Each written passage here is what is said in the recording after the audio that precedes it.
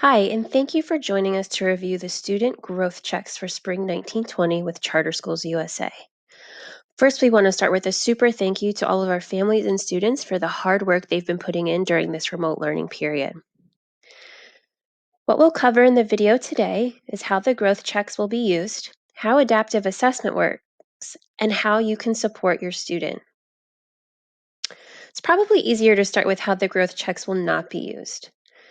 Growth checks are non-evaluative and non-punitive, meaning growth checks will not count as a grade and they will not be the determining factor in class placement, promotion, or retention recommendations for the 2021 school year.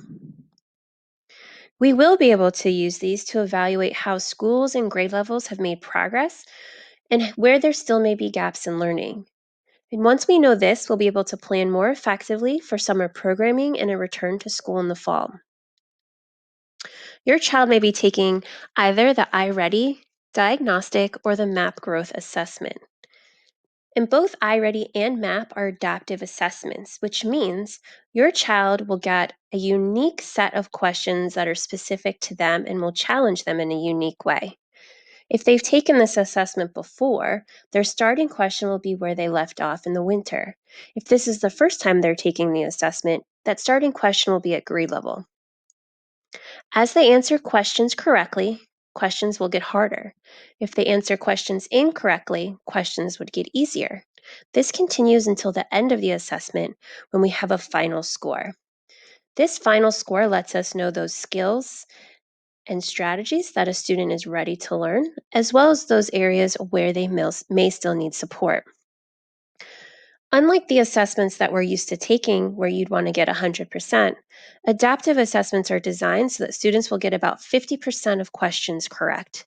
The good news is your child has likely taken one or more of these assessments already this year and is very familiar with the format. Independent work on any assessment is important, but on adaptive assessments, it's critical to prepare for summer and fall learning. If they are getting support and answering questions correctly, they may be placed well above the level that they're ready to be instructed. So while we can't help our students answer the questions, you can still remind your child that some questions may be difficult and that is okay. If they get stuck or they don't know the answer to a question, please encourage them to make their best guess and move on to the next question because likely it will get a little bit easier. So you can support your child with the growth checks by referring to your school's testing plan and making sure you are able to set aside time in a quiet location for them to complete their growth check. Your child's teacher or school will provide you with their login information so that they may complete their assessment. And the device that they're using should be ready for testing, meaning it's fully charged or plugged in. There's a strong Wi Fi connection, and some of the assessments do have an audio component, so making sure the volume on the computer is working. And if needed, headphones are plugged in and working as well.